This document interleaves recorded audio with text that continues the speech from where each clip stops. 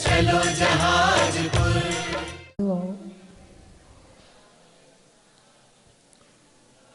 जिसे आप संसार कहते हो, आपकी दृष्टि में जो संसार है वो बहुत छोटा सा है, बड़ा छोटा सा है। आप पूरा रूस, अमेरिका और जितने धरती के 185 देश भी मिला लो तो एक जीरो के बराबर भी आएंगे। संसार इससे बहुत बड़ा है, बहुत बड़ा है, बहुत बड़ा है। कहते ना, 3 लोक के नाथ हैं। कहाँ के नाथ हैं? 3 लोक के नाथ। ये 3 लोक कहाँ पर है? आपने एक नक्शा देखा होगा, वो ऐसे ऐसे, वो ऐसे, है ना? वो त्रिलोक है। क्या है? वो 3 लोक है। उसमें 2 लाइन बीच में खड़ी देखी होंगी, ठीक है? वो त्रसनाड़ी है। त्रसनाड़ी का मतलब होता है कि जहाँ पर त्रस जीव रहते हैं, 2 इंद्री से पंचेंद्री तक के जीव रहते हैं। फिर आपने देखा होगा बीच में एक गोला सा बना रहता है, देखा है आपने? वो मध्यलोक है। वो क्या है? मध्यलोक है।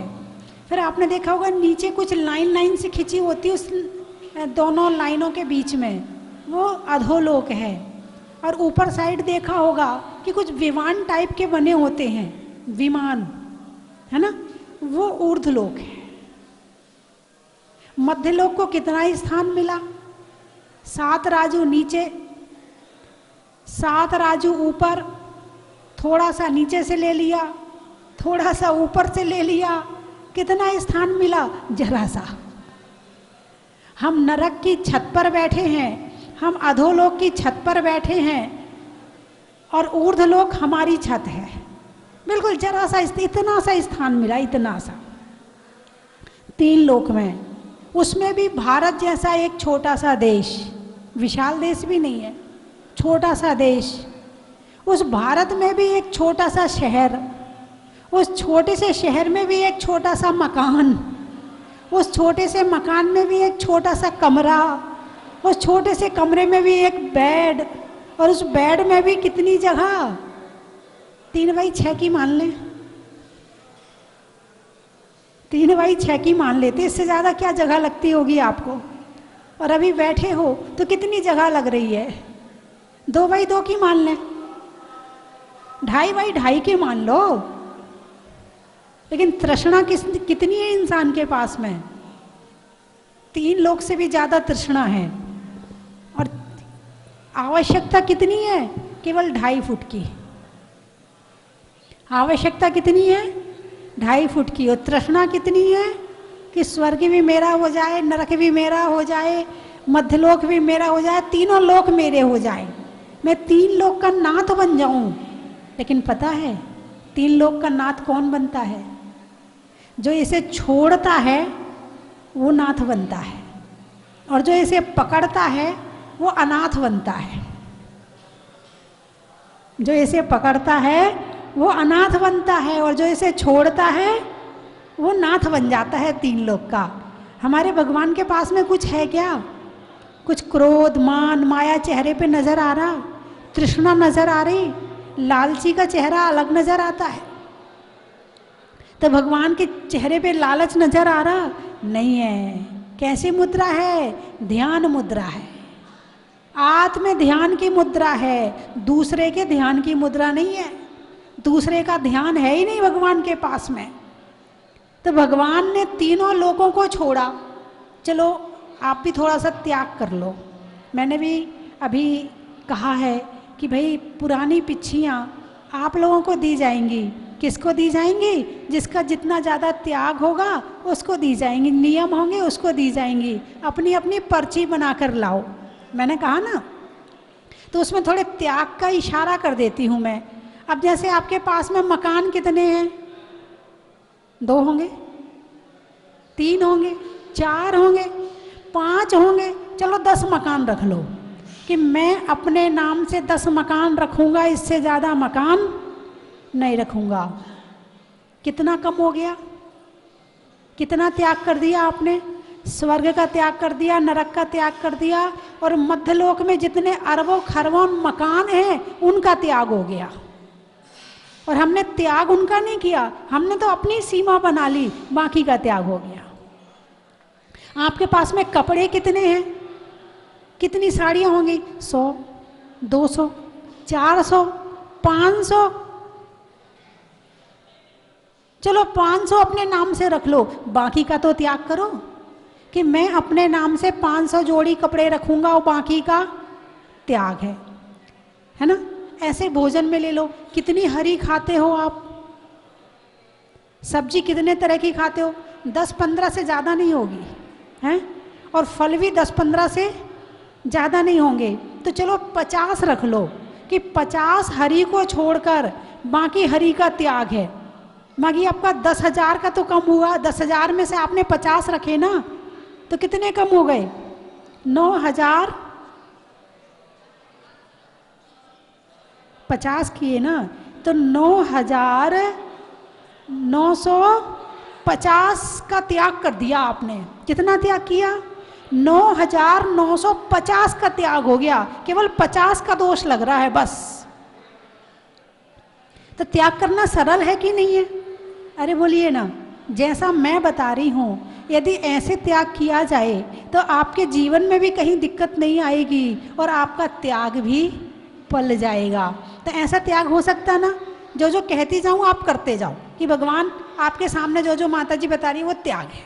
ठीक है, आप दूध में आओ। आप किस किस का दूध पीते हैं? एक तो आप गाय का पीते होंगे, भैंस का पीते होंगे, ज़्यादा से ज़्यादा हो तो बकरी का कभी दवाई के रूप में ले लेते होंगे, और ज़्यादा हो तो ऊँट का दूध ले लेते होंगे दवाई के रूप में। शेरनी का दूध पीते हैं? नहीं पीते। और भी कितने तरह के दूध होते हैं, पेड़ों के दूध होते हैं, है ना? तो उन सब दूध का त्याग कर दो। तो मात्र 5 तरह का दूध रखो और बाकी दूध का त्याग है।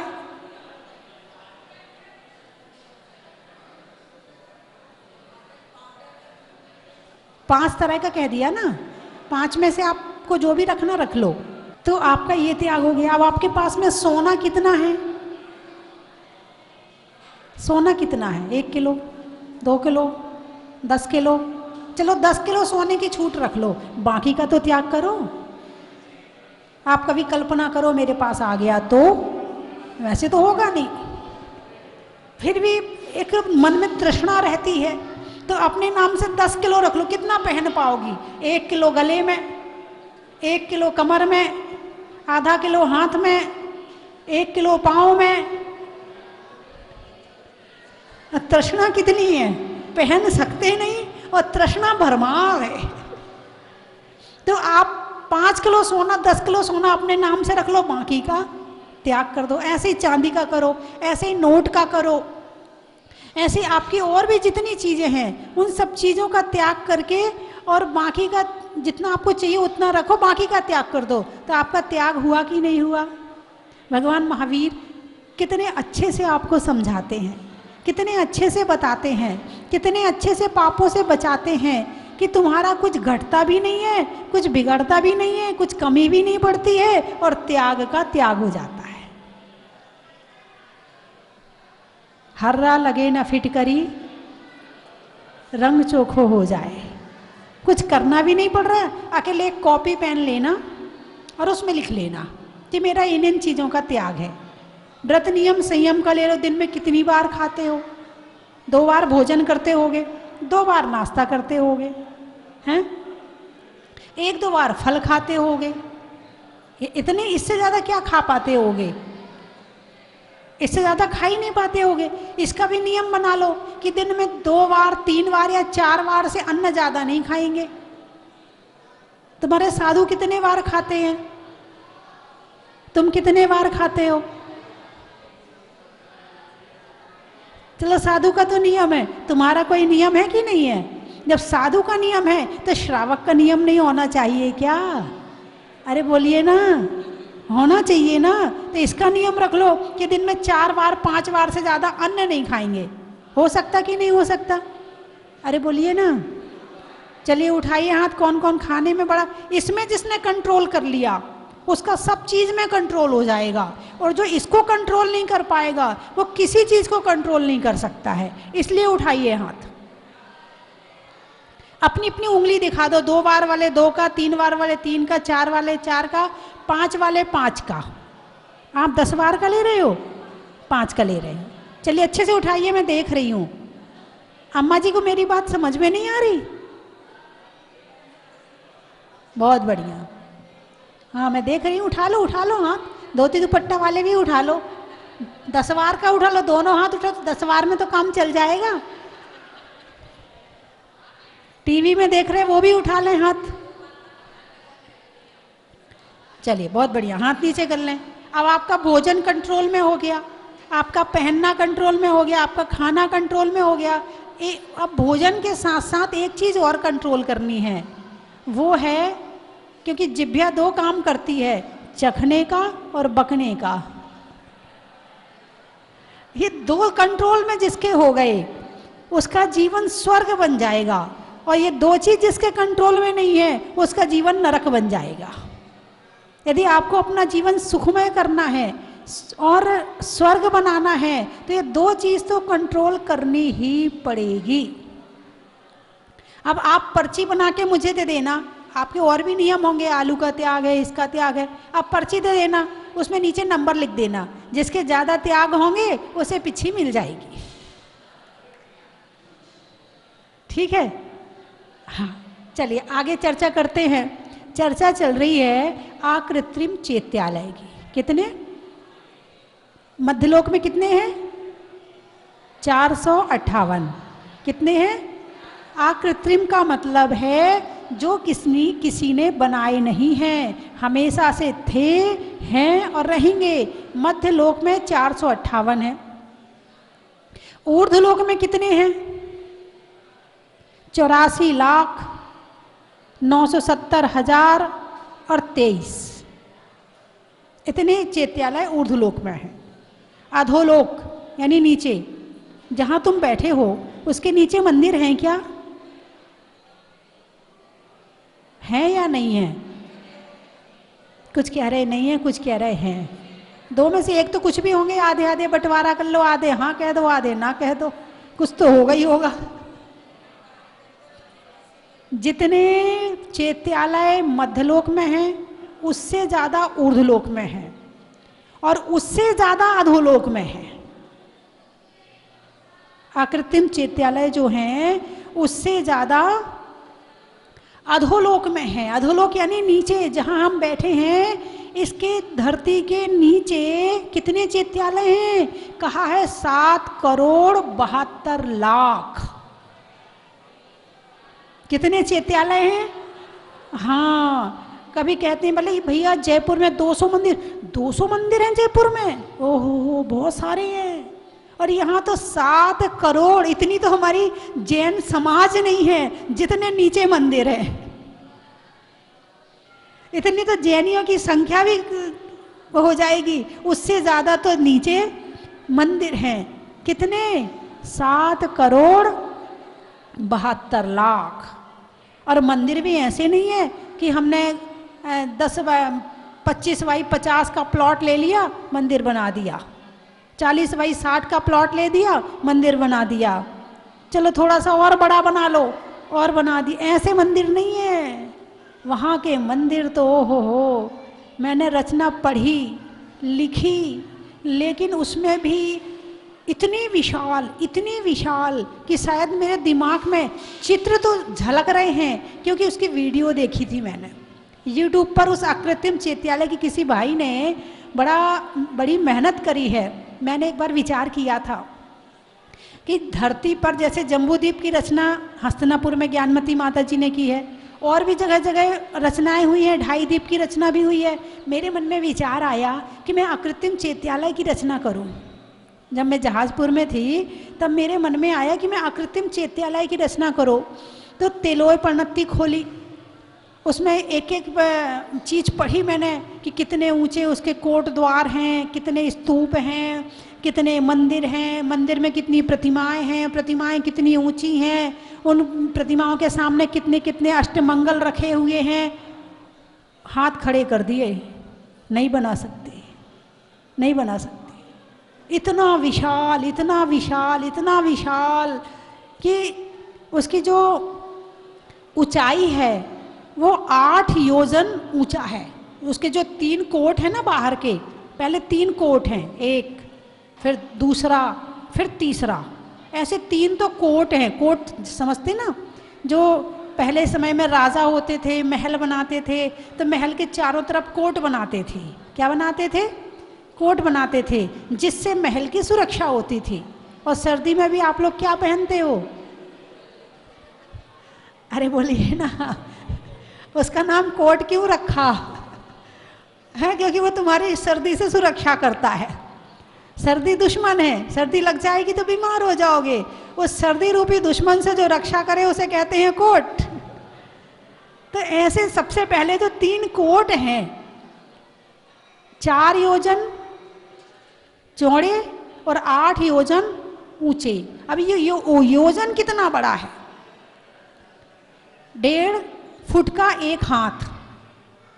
क्या? 1.5 फुट का 1 हाथ और 4 हाथ का 1 धनुष। 4 हाथ का 1 धनुष और 2000 धनुष का 1 योजन। अब काउंटिंग करो, निकालो कितना बड़ा। 1.5 फुट का तो मैंने बता दिया। अब 2000 धनुष आप निकालो, कितना फुट हो गया ऊंचा है? 12,000 फुट। 1.5 है ना, और ज्यादा होगा। चलिए बाद में लगा लेना आप। तो 1 जो है इसमें 4 योजन का चौड़ा, 4 योजन चौड़ा और 8 योजन ऊंचा। ये तो मैंने छोटा वाला योजन बताया है, लेकिन जो आकृतिम चैत्यालय होते हैं वो महायोजन से बनते हैं। किससे बनते हैं? महायोजन से। अब महायोजन में 2000 कोस का 1 योजन महायोजन होता है। कितने का? 2000 कोस का 1 महायोजन होता। वो तो व्यवहार योजन है, ये महायोजन है। अब 1 कोस कितने का होता है? इतना तो शायद पता लगाया कि 3 मील का 1 कोस होता है। 3 मील का, किलोमीटर नहीं, 3 मील का। और 3 मील में किलोमीटर कितने होते हैं? शायद 9 किलोमीटर होते हैं, शायद। आप उसमें और अच्छे से सर्च करके देख लेना। तो 9 किलोमीटर का 1 कोस कितने का?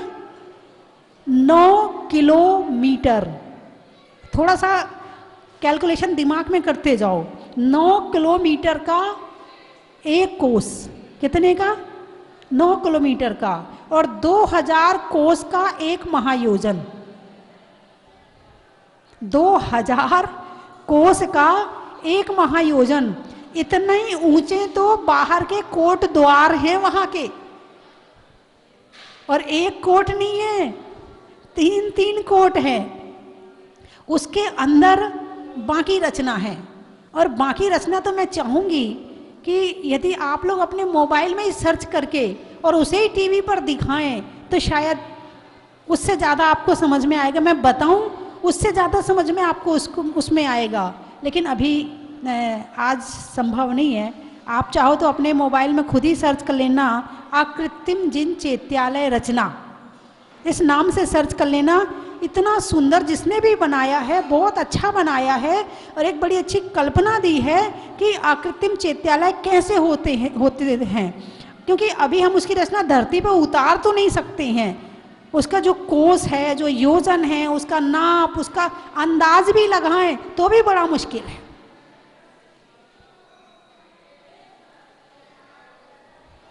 हम तो अपनी इस छोटी सी दुनिया को बहुत बड़ा समझते हैं।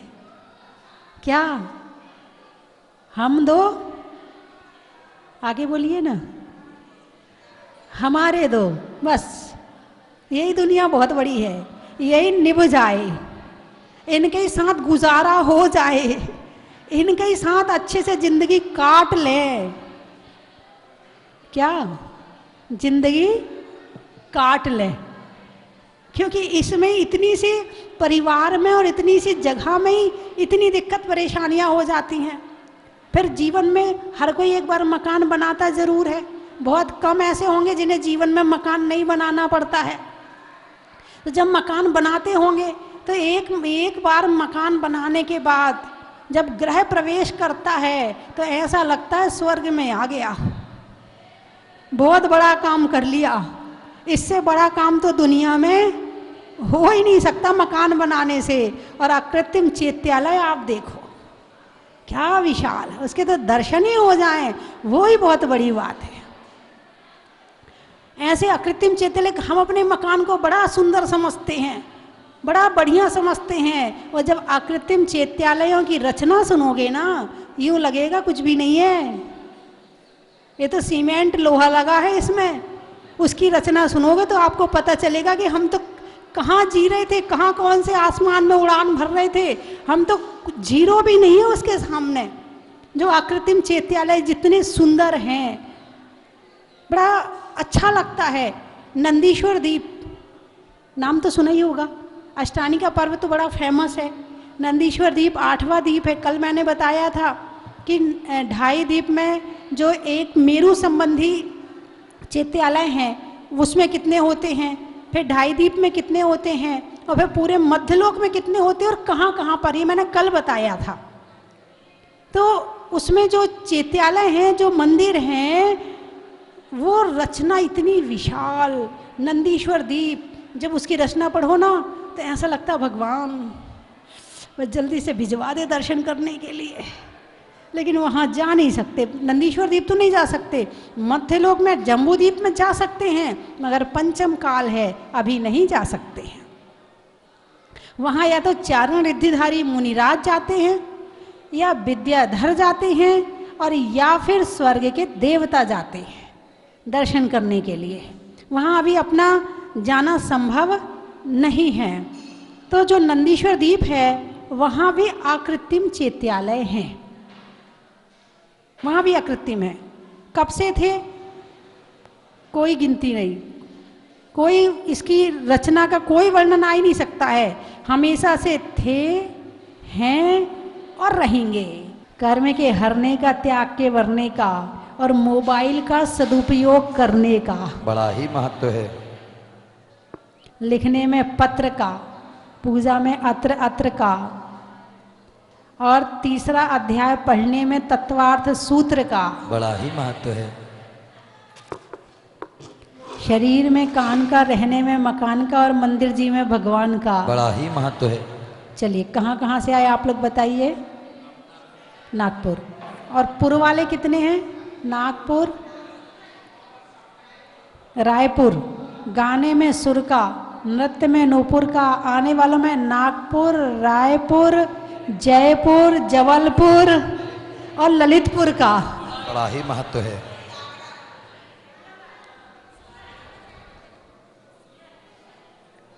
फलों में कलिंजरा का, रहने में दरा का, और आने वालों में आगरा का बड़ा ही महत्व है। और कहाँ से आए? ईडर। होने में निडर का, जाने में किधर का, और आने वालों में ईडर का बड़ा ही महत्व है। मुरैना। रिश्तों में नाना का, पुर्जों में पाना का, और आने वालों में मुरैना का बड़ा ही महत्व है। महीनों में मई का, सिलाई में सुई का, और आने वालों में मुंबई का बड़ा ही महत्व है। हमदाबाद। हमदाबाद कौन सा बात? अहमदाबाद नहीं, हमदाबाद। खेत में खाद का, मिलने में प्रसाद का, और आने वाले में हमदाबाद का बड़ा ही महत्व है। बड़ा लंबा नाम है अहमदाबाद। कौन बोले? हमदाबाद बोल दो, हो गया काम, सामने वाले ने समझ लिया।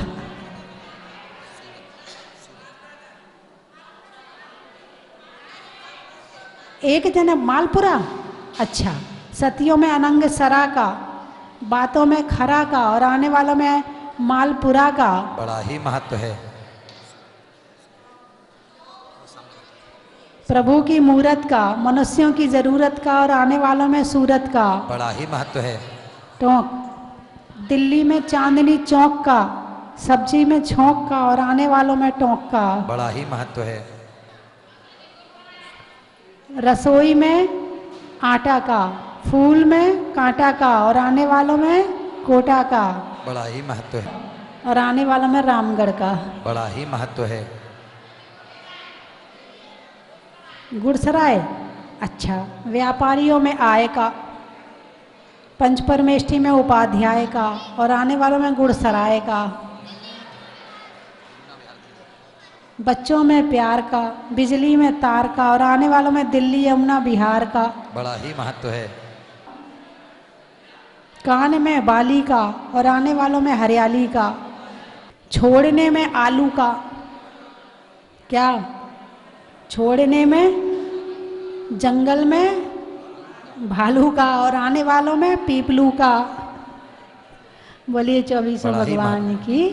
नहीं अग्नि में यह गले नहीं पानी में, यह जले नहीं अग्नि में, यह गले नहीं पानी में, सूखे न पवन के द्वारा ए आत्मा हमारा। दुनिया में सबसे न्यारा है आत्मा हमारा, दुनिया में सबसे प्यारा ए आत्मा हमारा। शस्त्रों से कटे न काटा, नहीं तोड़ सके कोई भाटा, शस्त्रों से कटे न काटा हमारा, मरती न मरी का मारा हे आत्मा हमारा।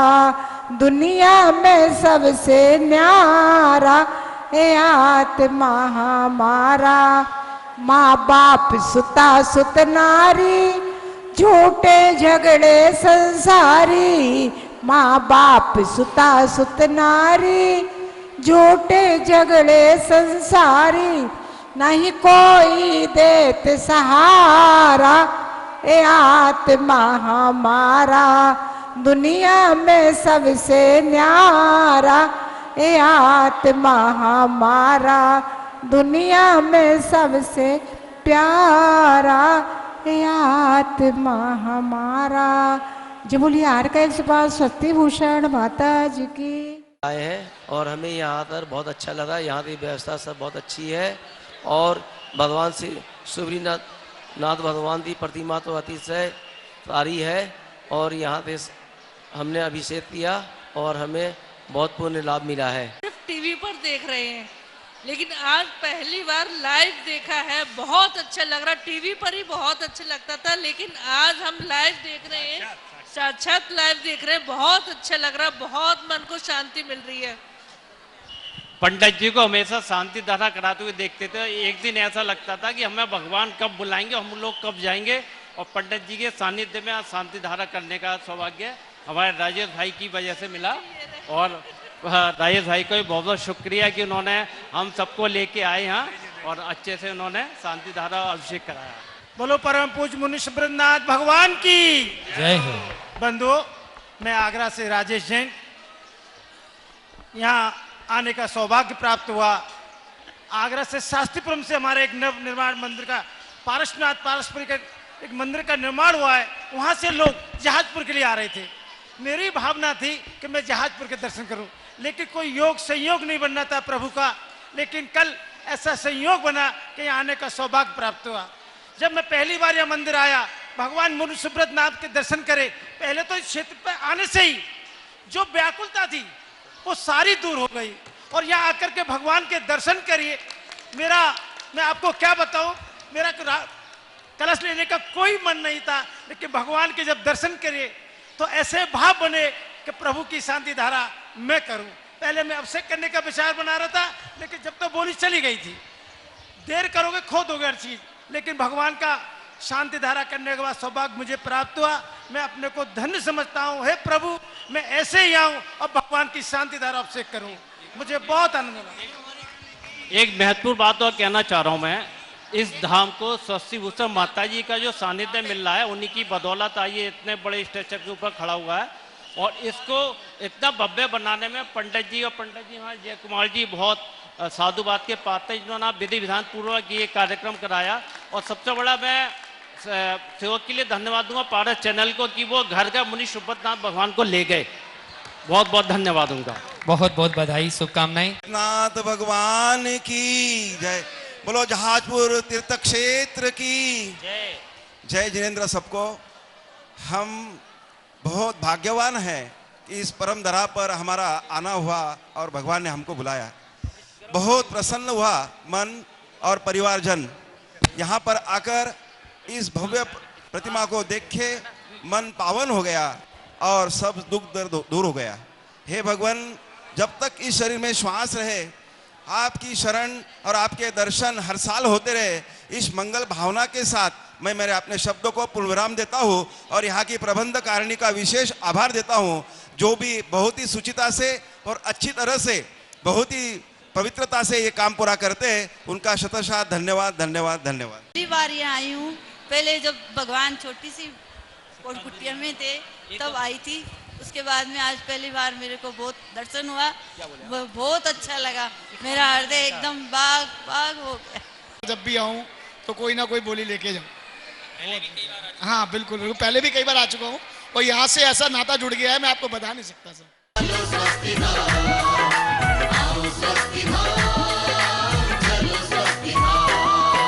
स्वस्ति धाम मुझे जाना है, मन में है ये धारणा। स्वस्ति धाम मुझे जाना है, मन में है ये धारणा। विश्व तीर्थंकर की मूरत हो, विश्व तीर्थंकर की मूरत को मन भर के।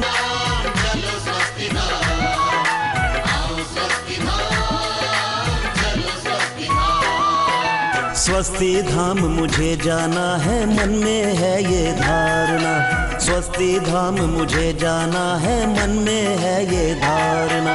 विश्व तीर्थंकर की मूरत हो, विश्व तीर्थंकर की मूरत को मन भर के। चन की थाल को सजाओ रे आज, रत्नों की थाल को भर लाओ रे आज। आओ आओ करे रे गुणगान आरती भगवन की। आओ आओ करे गुणगान आरती भगवन की। आओ आओ करे रे गुणगान आरती भगवन की।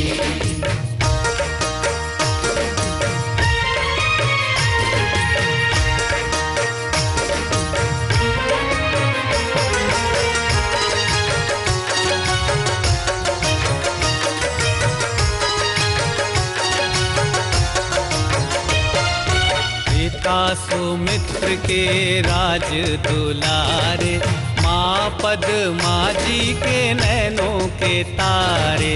पिता सुमित्र के राज दुलारे, माँ पद्मा जी के नैनों के तारे। राजगृही में जन्म लियो आप, राजगृही में जन्म लियो आप। आओ आओ मनाए खुशी आज आरती भगवन की। आओ आओ करे गुणगान आरती भगवन की। आओ आओ करे गुणगान आरती भगवन की।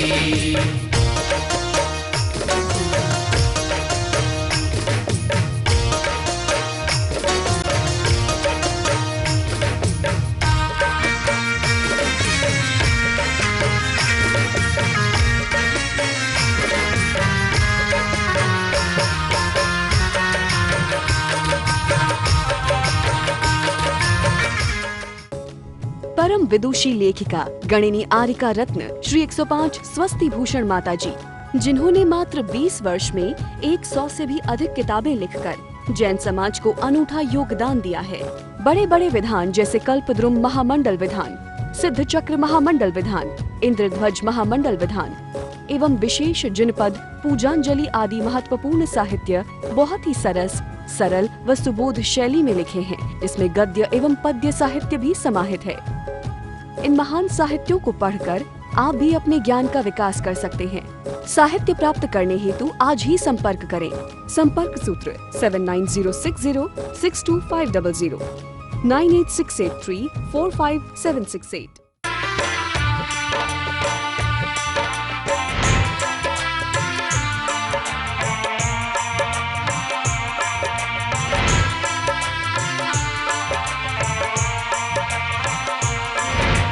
चलो रे चलो रे चलो चलो रे चलो रे चलो चलो जहाजपुर।